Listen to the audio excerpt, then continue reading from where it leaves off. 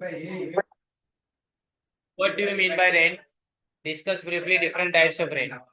Different types of rent and explain. या तो उसका दूसरा क्वेश्चन आप बना सकते हो और explain economic rent, contract rent, scarcity rent, ये सब इन अलग अलग रेंट के टाइप है।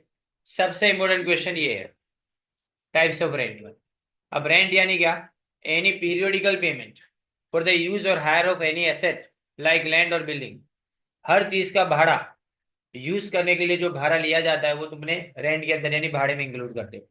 लेकिन इकोनॉमिक सेंस के अंदर rent means only that part of payment which is made यानी टेनेंट यानी भाड़ुआत टू लैंडलॉर्ड जो मकान मालिक को देता है for the use of land only खाली जमीन के लिए। जमीन मालिक को जो भाड़ुआत पैसे दे रहा है जमीन का यूज करने के लिए वही अपने लिए रेंट है इकोनॉमिक्स में। यानी बिल्डिंग का रेंट नहीं गिना जाएगा इसमें। तो it is different from gross rent and contract rent. ये दोनों से अलग है। अब ये देखो पहले कॉन्ट्रैक्ट या तो ग्रॉस रेंट क्या होता है टाइप्स ऑफ रेंट में। Total payment made by tenant to landlord. बहुत आसान है। टेनेंट यानी भाड़ुआत जमीन के मालिक को जितना भी पैसा देता है उसमें क्या क्या आता है। नंबर वन, एक तो तुम्हारा इकोनॉमिक रेंट, सिर्फ जमीन को यूज करने के लिए जो पैसा दिया जाता है वो, बराबर। और दूसरा interest on capital invested bye landlord. तो जो जमीन का मालिक है ना उसने उस जमीन को खरीदने के लिए जो पैसा अभी तक इन्वेस्ट किया उस पैसे के ऊपर का इंटरेस्ट वो तुमसे वसूल करेगा, राइट।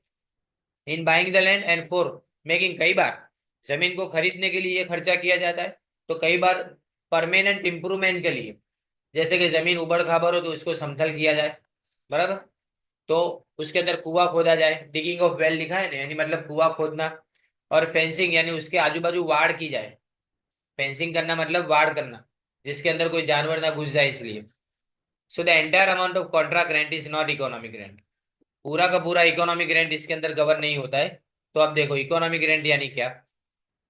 क्लासिकल इकोनॉमिक्स के हिसाब से इकोनॉमिक्स में रेंट का मतलब only that part of the total payment which is made by the tenant to landlord for the use of land only. मतलब वो इंटरेस्ट वाला हटा दो, इंटरेस्ट वाला ऊपर जो है ना वो हटा दे तो बचा हुआ हिस्सा क्या बन जाता है, इकोनॉमिक रेंट बन जाता है। फॉर एग्जाम्पल सपोज एनुअली 1200 रुपये टेनेंट यानी भाड़ुआ लैंडलॉर्ड को दे रहा है। ये अमाउंट को अपने कॉन्ट्रैक्ट रेंट बोलेंगे। लेकिन इसमें से 300 रुपये अगर कैपिटल इन्वेस्टेड के ऊपर का इंटरेस्ट का पेमेंट है, कैपिटल इन्वेस्टेड के ऊपर के इंटरेस्ट का पेमेंट है, तो उसको हटा दो 1200 में से तो बचा हुआ 900 रुपये क्या हो गया, 900 रुपीज तुम्हारे लिए इकोनॉमिक रेंट हो गया। समझ में आ गई बात, right. According to the opinion of modern economics rent is a surplus, वधारो, surplus. It arises only not only on land, लेकिन वो अदर फैक्टर्स में भी आता है। लेकिन मॉडर्न इकोनॉमिक्स क्या बोलते हैं कि ऐसा नहीं है, सबके लिए रेंट होता है। जैसे कि अगर बात करें किसके लिए, अगर मैं मशीन किसी के पास से भाड़े से लाता हूँ वो भी रेंट है। जमीन किसी से भाड़े भाड़े से ली हो तो रेंट है ही। बिल्डिंग भाड़े से लिया, किसी की स्किल मैंने भाड़े से ली यानी जो सैलरी पे किया वो भी एक तरह का रेंट है। तो यहाँ पे it arises from other factors also, पर याद रखो यहाँ पे कंडीशन बताई गई है, सब फैक्टर्स के लिए नहीं।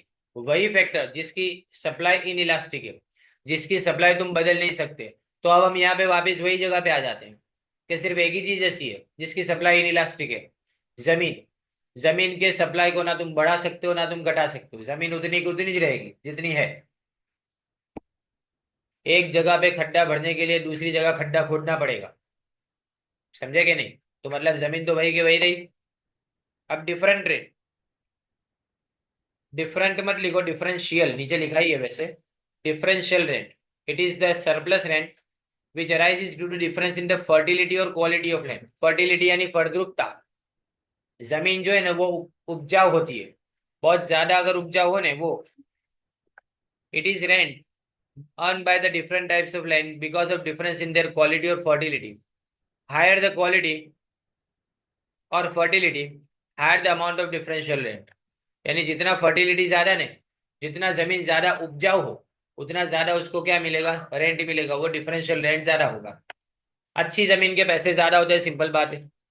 अब transfer earning, it is the minimum amount of payment which is necessary to keep a factor unit in the present job और ऑक्यूपेशन। सिंपल एग्जांपल देता हूँ कि अगर मैं समझो कि किसी जगह पे नौकरी कर रहा हूँ, वहां पे मेरी 15,000 रुपए की सैलरी है।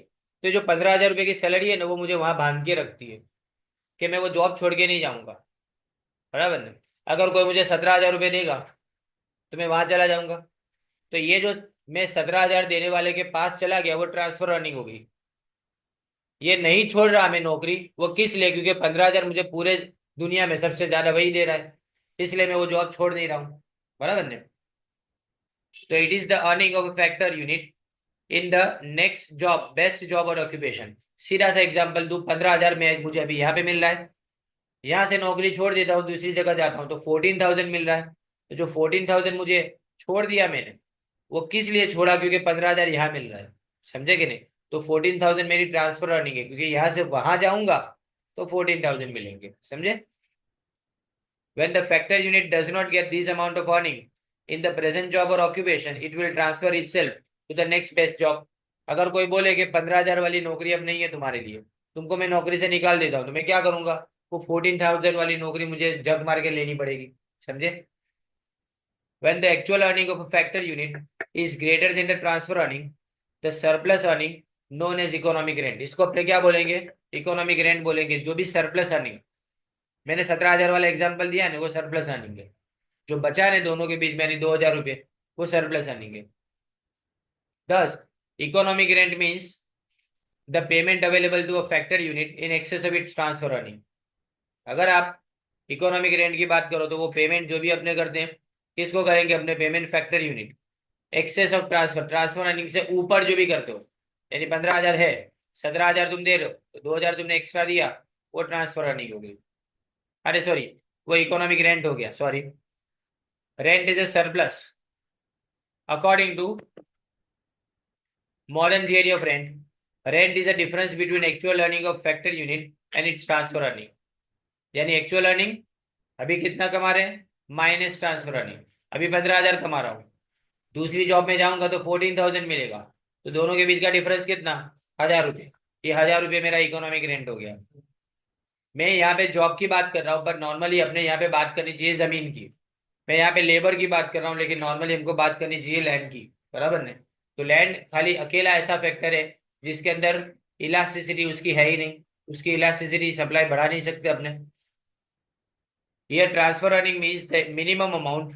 ये सिर्फ मैंने एग्जांपल इसलिए दिया क्योंकि आप जल्दी से समझ पाओ, जमीन में इतना इजीली समझ नहीं पाते। Here transfer earning means the minimum amount which must be paid to a factor unit to retain its service in the present occupation. वो आगे आ चुका है, वही है, 2 बार वापस रिपीट हो रहा है, इसको कैंसिल कर देना। यहाँ पे देखो वर्कर का जो एग्जाम्पल उन्होंने भी दिया है, 1,000 रुपीज है ना प्रेजेंट जॉब में, अगर उसको नेक्स्ट बेस्ट जॉब के अंदर ट्रांसफर करेंगे तो उसको 800 रुपये मिलेंगे। तो जो 800 रुपये मिलेंगे, 800, वो तुम्हारा ट्रांसफर अर्निंग है। और सरप्लस अर्निंग कितनी? 200, उसको अपने रेंट बोलेंगे, एक्स्ट्रा वाला। समझ गए ये, बराबर। Now the next one is situational rent. It is the rent, if नहीं है इट है, it is the rent received due to situation like location or position of land, timely use etc. सही समय पे इस्तेमाल करो, जो पैसा मिलेगा एक्स्ट्रा वो तुम्हारा सिचुएशनल रेंट है। तुम्हारी दुकान अगर समझो कि मुख्य बाजार में हुई, मेन मार्केट में अगर तुम्हारी दुकान होती है तो उसका भाड़ा ऑब्वियसली ज्यादा होगा। तुम्हारी दुकान अगर बॉम्बे में होगी, भाड़ा ज्यादा होगा। तुम्हारी दुकान अगर नडियाद में होगी तो भाड़ा कम होगा, कंपेरेटिवली देखे तो। अब स्कैरसिटी रेंट, वापिस ट्रांसफर अर्निंग आया। It is the rent which arises due to scarcity or shortage of land. When there is a shortage or scarcity of land, even the inferior plots of land get surplus income over their expenses. अब बॉम्बे में जगह ही नहीं है तो घटिया से घटिया गलियों में भी मकान बन जाते हैं, जहाँ पे कोई आदमी रहने के बारे में बड़ोड़ा में तो सोचे भी ना, लेकिन बॉम्बे में रहना पड़ता है क्योंकि जगह ही नहीं है। तो यहाँ पे ये बात हुई कि जो खराब से खराब प्लॉट ऑफ लैंड है ना, उसकी भी कीमत बढ़ जाती है क्योंकि जगह नहीं है, स्कैरसिटी है इसकी वजह से, इसलिए उसको स्कैरसिटी रेंट बोलते हैं। This surplus over their cost is scarcity rent. It arises due to zero elasticity of supply, क्योंकि लैंड की सप्लाई आप बढ़ा नहीं सकते। फिर याद है कॉसी रेंट, कॉसी रेंट यानी रेंट जैसा पर रेंट नहीं।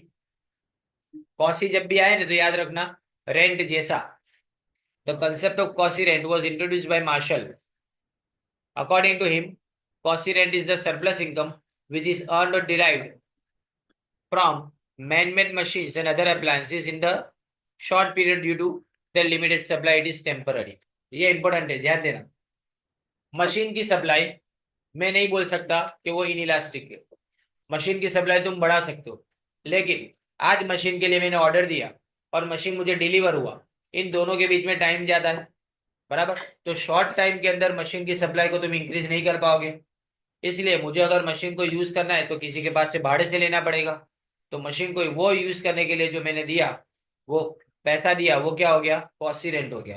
क्योंकि मशीन के ऊपर भाड़ा होना नहीं चाहिए, क्योंकि उसकी सप्लाई इलास्टिक है नहीं, बराबर। उसकी सप्लाई तो इलास्टिक है, चेंज कर सकते हो उसको।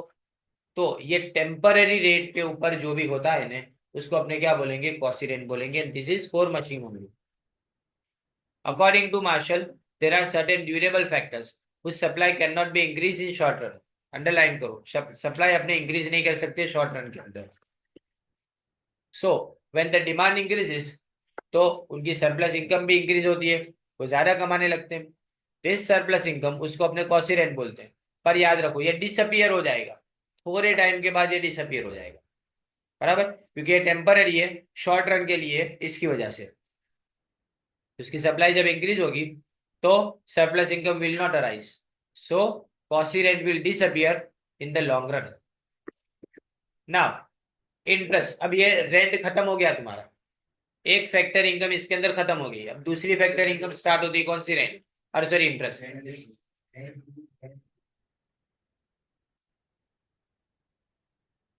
देखिए, इंटरेस्ट इज अ रिवॉर्ड और price paid for the use of capital और फंड। सिंपल डेफिनेशन, रिवॉर्ड यानी बढ़तर, रिटर्न या तो प्राइस जो दिया जाता है, पर किसके लिए, कैपिटल या तो फंड। पैसा यूज करने के लिए या तो कैपिटल, कैपिटल में अकेली कैपिटल पैसा नहीं आता, बहुत सारी चीजें दूसरी भी इंक्लूड होती है। अब यहां से तुमको रेंट जैसा लगेगा, कुछ चीजें ऐसी है ना जो सिमिलरिटी रखती है। देखो, gross interest means actual interest paid by the borrower to lender. Borrower यानी उधार लेने वाला, बराबर, और लेंडर यानी उधार देने वाला। When a person takes loan, he has to pay, has आएगा, he has to pay a fix amount of interest, इसको अपने ग्रॉस इंटरेस्ट बोलते हैं। अब ये ग्रॉस इंटरेस्ट में सबसे पहले रिस्क का चार्ज लेते हैं, कि मैंने तुमको पैसा दिया, मेरा पैसा डूब जाए तो, ये पहला रिस्क है। दूसरा, payment for trouble involve, inconvenience, मेरे पास से पैसा चला गया तो मैंने तो वो पैसे का भी सेक्रीफाइस किया ना, तो मुझे इनकन्वीनियंस होता है, बराबर, मुझे परेशानी हो रही है। फिर payment for use of fund, सामने वाला इंसान वही फंड को यूज कर रहा है मेरे, तो उसके लिए वो सामने मुझे रिटर्न देगा। And finally charges for lender service, अब मैं उसको पैसा दे रहा हूं तो मैं अकाउंट मेंटेन करूंगा ना, वो अकाउंट मेंटेन करने का चार्ज भी मैं उसी के पास से वसूल करूंगा। अब नेट इंटरेस्ट यानी जिसको अपने प्योर इंटरेस्ट बोलते हैं। अब प्योर इंटरेस्ट में सिर्फ एक ही चीज आती है, देखो ऊपर भी ऐसा था, ग्रॉस रेंट, उसमें भी वैसा ही था, और इकोनॉमिक रेंट, इसमें भी इसी तरह से। यहाँ पे only that part of payment which is made for the use of capital only, खाली कैपिटल का यूज, बाकी सब चीजें नहीं आएगी।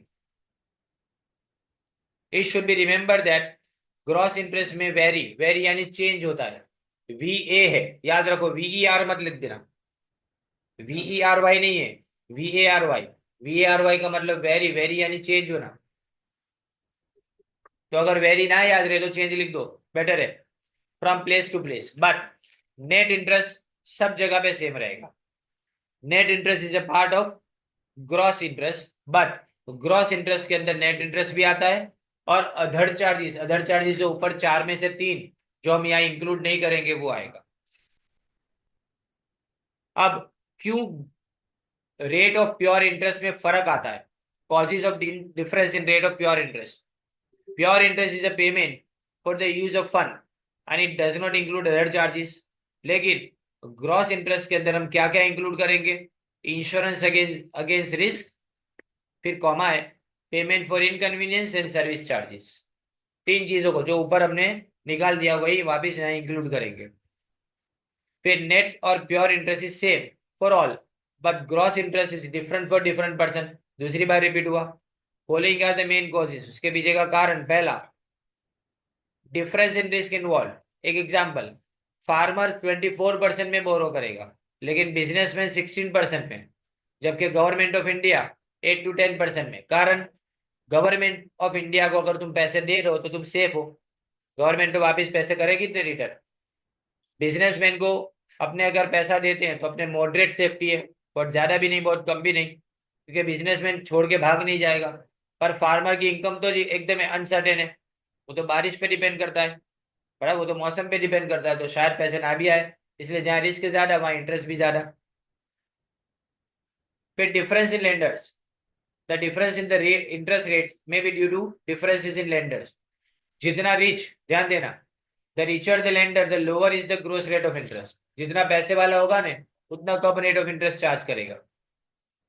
फॉर एग्जाम्पल, आरबीआई अगर लोन देगी तो कम रेट ऑफ इंटरेस्ट चार्ज करेगी, लेकिन अगर कमर्शियल बैंक या तो मनी लेंडर पैसा दे रहा है तो वो ज्यादा रेट ऑफ इंटरेस्ट चार्ज करेगा। कारण, मेरे पास पैसा कम है लेकिन सामने लाइन लगी हुई है, तो मैं गरज का फायदा किसका उठाऊंगा?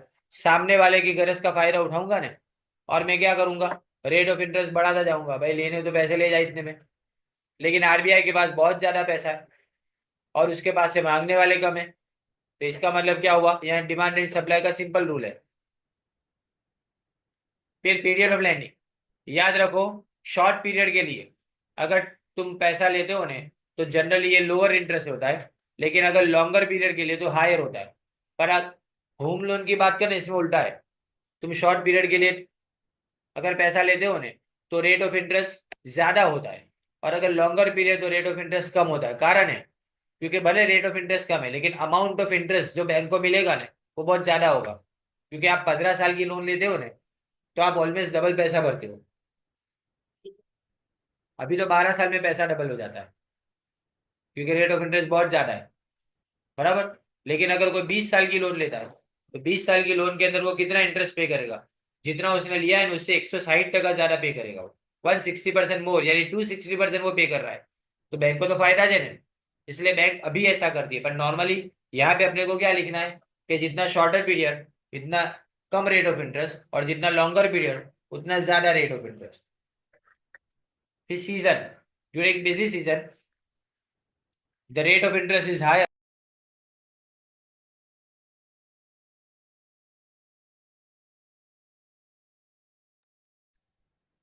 इसमें अगर तुम समझो सीजन की बात करें, क्योंकि बिजी सीजन के अंदर रेट ऑफ इंटरेस्ट ज्यादा होता है लेकिन ऑफ सीजन के अंदर लोअर, क्योंकि ऑफ सीजन में मांगने demand and supply, simple rule है। ऑफ सीजन में पैसा मांगेगा कौन? पैसे की जरूरत कम लोगों के, इसलिए ऑफ सीजन के अंदर अपने देखते हैं कि ज्यादातर रेट ऑफ इंटरेस्ट कम होता है, राइट। अब profit, profit as a reward for bearing risk and uncertainty, और explain Knight's theory of profit. According to Knight, KNIGHT, Knight इंसान का नाम है। हाँ, तुम इसका मीनिंग मत पूछना वापिस कि नाइट किसको बोलते। Profit is a reward of organization और एंटरप्रेन्योर, एंटरप्रेन्योर नियोजक, फॉर बेयरिंग अनसर्टेनिटी, अचौकसता। We know that an entrepreneur has to perform certain functions of business. Now, one of the payments, but they do not take risk. यानी वो बहुत सारी चीजें करता है साथ में, लेकिन उसको इन्हें रिटर्न का कोई भरोसा नहीं होता। उसको अगर पैसा ज्यादा मिलेगा तो वो सबको बांटने के बाद जो बचेगा उसको अपना प्रॉफिट बोलेगा। On the other end, an organisation receives is reward only after making payment to other factors. बाकी सारे फैक्टर्स को पैसा मिल जाएगा, लेकिन इसको पैसा कब मिलेगा? अगर बचेगा तो। इज रिवॉर्ड यानी प्रॉफिट इज अनसर्टेन, इट में बी पॉजिटिव, नेगेटिव और जीरो। ये रिवॉर्ड पॉजिटिव भी हो सकता है यानी आपको प्रॉफिट हो सकता है, जीरो यानी नो प्रॉफिट नो लॉस, और नेगेटिव यानी लॉस भी हो सकता है। Thus, an organiser has to bear uncertainty and for this function he gets profit. इसी अनसर्टेनिटी को बेयर करने के लिए उसको जो मिलता है उसको अपने बोलेंगे प्रॉफिट। अब व्हाट चेंजेस कॉज अनसर्टेनिटी? किसके कारण अनसर्टेनिटी होती है?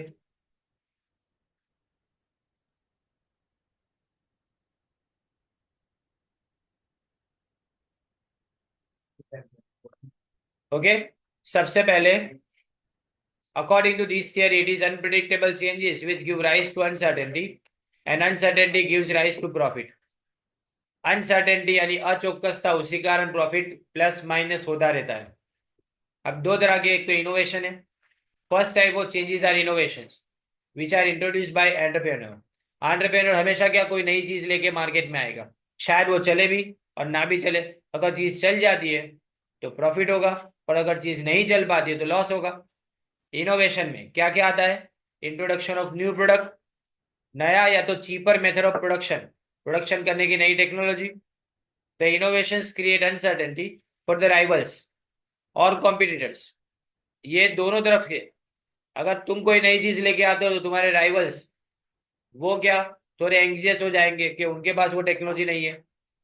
Similarly innovation also create uncertainty for entrepreneur himself. इसलिए मैं बोल रहा हूँ दो धारी तलवार है, राइवल को नुकसान भी हो सकता है और कभी खुद को भी नुकसान हो सकता है, बिकॉज हिज इनोवेशन मे और मे नॉट बी सक्सेसफुल। फिर एक्सटर्नल चेंजेस, देखो एक्सटर्नल चेंजेस में क्या क्या आता है।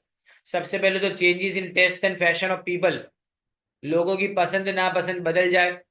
गवर्नमेंट की पॉलिसी और लॉ, कानून बदल जाए। लेबर लॉ, कर्मचारी माटेना जे कानून છે તે બદલાઈ જાય। लेबर पॉलिसी एंड वेजिस, शायद पगार बढ़ाते पड़े। Movement in price as a cause of inflation and depression, inflation होगा तो प्राइस बढ़ेगी, उगाओ। डिप्रेशन यानी मंदी, प्राइस कम हो जाएगी। Changes in the income of people, लोगों की इनकम का बदल जाना। ये कब होता है? जब मार्केट में रिसेशन हो तो लोगों की इनकम कम हो जाती है, लेकिन मार्केट अगर अच्छे दौर से गुजर रहा हो तो लोगों की इनकम बढ़ जाएगी। प्रोडक्शन टेक्नोलॉजी, शायद एडवांस टेक्नोलॉजी आए तो हमेशा वो लेबर सेविंग होती है और वो कॉस्ट सेविंग भी होती है, कॉस्ट भी बचाती है। All these changes cause uncertainty and brings profit. According to Knight there are two kinds of risk, एक इंश्योरेबल है और दूसरा नॉन इंश्योरेबल। इंश्योरेबल यानी जिसको इंश्योरेंस कंपनी से इंश्योरेंस ले सकते, सिंपल एकदम, बराबर।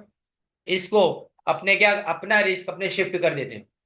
मेरा रिस्क मैं इंश्योरेंस कंपनी को प्रीमियम देके उसके ऊपर शिफ्ट कर देता हूँ, यानी अब वो रिस्क मेरा नहीं रहा, अब किसका हो गया, वो इंश्योरेंस कंपनी का हो गया।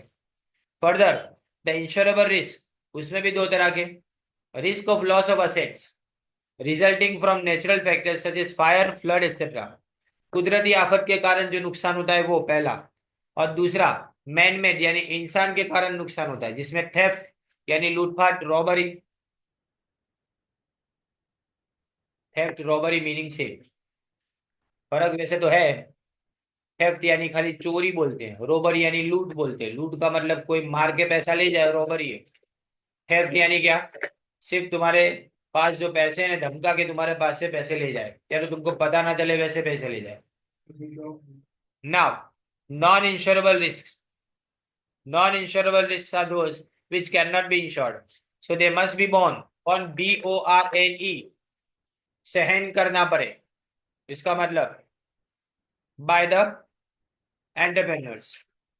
इसमें देखो एक तो रिस्क ऑफ कंपटीशन, अब कंपटीशन से कोई इंश्योरेंस नहीं मिल सकता। मार्केट की कंडीशन में अप एंड डाउन होना, उससे भी कोई इंश्योरेंस नहीं मिल सकता। टेक्नोलॉजिकल चेंजेस आना, पब्लिक की पॉलिसी बदल जाना, पब्लिक यानी गवर्नमेंट की पॉलिसी बदल जाना।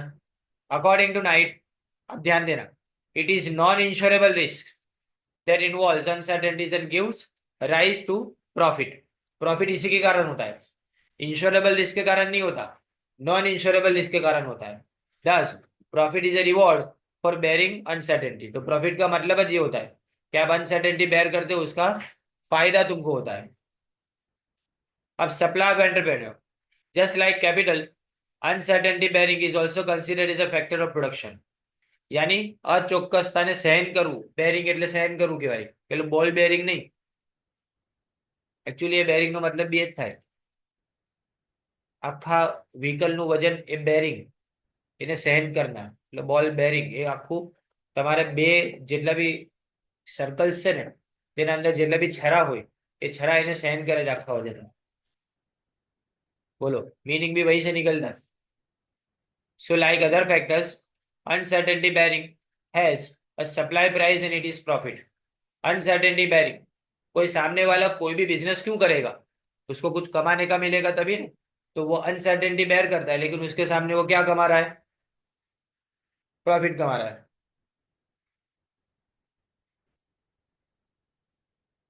अब द टेम्परामेंट, देखो इसमें क्या आता है, टेम्परामेंट ऑफ द एंटरप्रेन्योर, दिमाग उसका कितना सुकून से रहता है, मतलब उसके अंदर सहन शक्ति होनी चाहिए. दूसरी बात, total resources available with him, यानी पैसे किसके कितने उसके पास है. The proportion of these resources which he is willing to invest in uncertainties, और उसमें से कितना वो इन्वेस्ट करने के लिए रेडी है. Link between uncertainty bearing in capital, it is the combination of uncertainty bearing in capital which brings profit. ये दोनों का कॉम्बिनेशन याद रखो, तुम अनसर्टेनिटी बेयर कर दो, साथ में कैपिटल भी लेके आते हो, ये दोनों का नतीजा ये कि तुमको प्रॉफिट मिलता है. ओनली कैपिटल, सिर्फ अकेले कैपिटल लाने से आपको प्रॉफिट नहीं मिलेगा, साथ में इसी तरह से अनसर्टेनिटी बेयरिंग करने से भी प्रॉफिट नहीं मिलेगा. दोनों साथ में जो होना चाहिए. अनसर्टेनिटी बेयरिंग यानी तुम तो बोलो मेरे में बहुत ताकत है रिस्क लेने की, पर पैसे कहाँ है, और अगर पैसे हो लेकिन रिस्क लेने की ताकत ना हो तो वहां पे भी प्रॉफिट नहीं है. समझे ना. अब इस थियरी की क्रिटिसिज्म्स, एक तो uncertainty bearing is not the only factor which limits the supply of entrepreneurs. There are many other factors which may limit the supply of entrepreneurs. These factors are lack of funds, जिसमें पैसा ना होना, lack of knowledge, lack of opportunity, etc. पैसा ना होना, knowledge ना होना और अपॉर्चुनिटी. तुम ऐसे इकोनॉमी के अंदर हो ना जहां पे तुम्हारे पास कोई अपॉर्चुनिटी ना हो. फिर uncertainty bearing is not the only function of entrepreneur. काम भी अकेला ये नहीं है. ऊपर क्या लिखा है, ऊपर ओनली फैक्टर लिखा है, दूसरा ओनली फंक्शन लिखा है, और he also performs other functions as initiating, coordination and bargaining. एक तो इनिशिएटिंग मतलब कोई बिजनेस को शुरू करना, किसी काम का कोऑर्डिनेशन करना यानी अलग अलग फैक्टर्स ऑफ प्रोडक्शन को मिला के चलाना, और बार्गेनिंग करना मतलब सही प्राइस सेट करना. Uncertainty bearing is an element of real cost. Real cost का मतलब क्या होता है, रियल कॉस्ट कभी पैसे से मेजर नहीं की जाती. रियल कॉस्ट मतलब आज मैं काम कर रहा हूँ, मुझे थकान महसूस होती है, अभी मैं काम कर रहा हूँ, मैं आराम छोड़ के आया हूँ. मैं अगर काम कर रहा हूँ, मैं कोई एंटरटेनमेंट छोड़ के आया हूँ, तो जो फिजिकल एक्सर्शन यानी फिजिकल मेरी मेहनत और मेंटल स्ट्रेस जो मुझे मिलता है काम करने से, वो मेरी रियल कॉस्ट है, जिसको पैसे से मेजर नहीं कर सकते. बराबर. तो इसमें आगे लिखा है देखो, एक्सर्शन यानी मेहनत, एब्सटिनेंस यानी सेक्रीफाइस बाजू में लिखा है, दोनों का मीनिंग सेम है. किसी चीज से महरूम रहना उसको एब्सटिनेंस बोलते हैं, दूर रहना. Thus it can not be regarded as a factor of production. इसीलिए मना किया गया कि अनसर्टेनिटी बेयरिंग को अपने नहीं मान सकते फैक्टर ऑफ प्रोडक्शन की तरह से. अब ये लास्ट है wages, real wages, nominal wages. Nominal wages यानी मनी वेजिस. तुम 30,000 सैलरी दो, 50,000 सैलरी दो, वो कौन सी जगह पे, अगर आप, मैंने एक कंट्री का नाम सुना था अभी, वो कंट्री में अगर आप जाओ ने तो अपनी सैलरी सुन के अपने बेहोश हो जाएंगे, अपने को लगे कि अपने बेहोश हो जाएंगे. मैं कंट्री का नाम मुझे याद नहीं आ रहा है, पर उसमें भी है मैंडरिन लैंग्वेज बोली जाती है, मतलब चाइनीज जैसी लैंग्वेज बोली जाती है.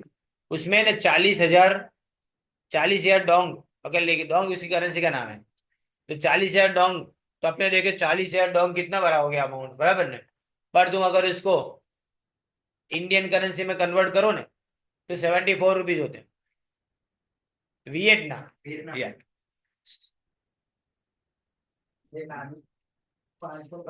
The amount of money paid to a worker, for example ₹30,000 per month without adjusting for inflation. इसमें इन्फ्लेशन एडजस्ट नहीं करते. अब 30,000 की सैलरी आज और 30,000 की सैलरी 10 साल पहले, फर्क है. 30,000 की सैलरी 10 साल पहले बहुत पैसे उसके मायने रखते थे 30,000 के, लेकिन आज कम मायने रखते, वो तुम्हारे रियल वेजेस है. द परचेसिंग पावर यानी खरीद शक्ति, तुम्हारे 30,000 रुपए में से तुम कितना खरीद सकते हो? What goods and services can actually be bought with the wages adjusted for inflation? Real wages reflect the true value of income in terms of what it can buy. यानी कितना खरीद सकते अपने वो पैसे में से वो आता है। जैसे 30,000 अगर आपकी इनकम है, लेकिन अगर इन्फ्लेशन बढ़ता है, प्राइसेस बढ़ रही है, तो उसी 30,000 में से जितना पहले आप खरीद पाते थे उससे कम चीजों को आप अभी खरीद पाओगे। अब फैक्टर्स अफेक्टिंग रियल वेजेस, उसमें सबसे पहले आता है purchasing power of money. Real wages में परचेसिंग पावर ऑफ मनी, 1 रुपये की खरीदने की ताकत कितनी है?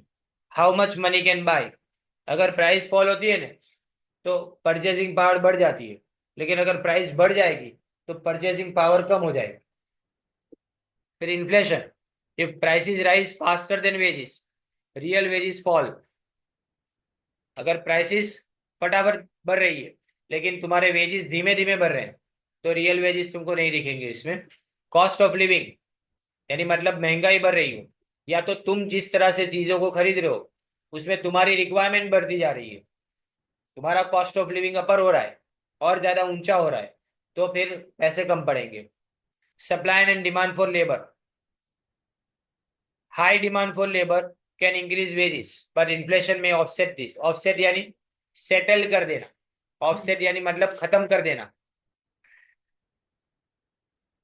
लेबर ज्यादा डिमांड में हो तो पगार बढ़ाएंगे अपने, पर अगर इन्फ्लेशन भी साथ में बढ़ेगा तो बढ़ता हुआ पगार कोई काम नहीं लगेगा। वैसे ही गवर्नमेंट की पॉलिसी, टैक्स इंक्रीजेस और inflation control can affect real wages. अगर टैक्स बढ़ाए इन्फ्लेशन को कंट्रोल करने के लिए गवर्नमेंट कुछ दूसरा काम करे तो इससे रियल वेजेस अफेक्टेड होती है। फिर उसके बाद में टेक्नोलॉजिकल प्रोग्रेस, अगर प्रोडक्शन करने की कैपेसिटी बढ़ेगी तो तुमको पैसे भी ज्यादा मिलेंगे। एक इंसान पहले अगर 10 यूनिट बना पाता था, अब अगर वो 12 यूनिट प्रोड्यूस कर पाता है तो उसको पैसे भी उसके हिसाब से ज्यादा मिलेंगे। तो अगर पैसे ज्यादा तो रियल वेजेस भी ज्यादा मिलेंगे, पर इसके लिए इन्फ्लेशन कंट्रोल में रहना जरूरी है। फिर स्किल एंड एजुकेशन, ज्यादा स्किल मतलब ज्यादा नॉमिनल वेजेस, और ज्यादा नॉमिनल वेजेस मतलब ज्यादा रियल वेजेस भी, पर वो भी किस पे डिपेंड करता है? इन्फ्लेशन पे डिपेंड करता है। And economic country condition, sorry, अगर स्ट्रांग इकोनॉमी है, हमारी कंट्री बहुत ज्यादा स्ट्रांग इकोनॉमी, जैसे अमेरिका जैसी कंट्री हो, रशिया जैसी कंट्री हो, इसकी इकोनॉमी बहुत ज्यादा स्ट्रांग है, तो इसलिए यहाँ real wages higher than money wages होते हैं। रिसेशन के टाइम पे खाली ये फॉल होते हैं। अब कंक्लूजन यानी finally, nominal wages are the money earn but real wages show how much that money can actually.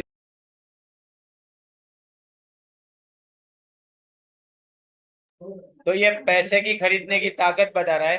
तो याद रखो इसमें साथ में वर्कर का स्टैंडर्ड ऑफ लिविंग भी इसके बाद में अपने देख सकते हैं। पर याद रखो ये सबके पीछे का कारण एक ही है, जो आपके रियल वेजेस को डाउन करता है वो है इन्फ्लेशन।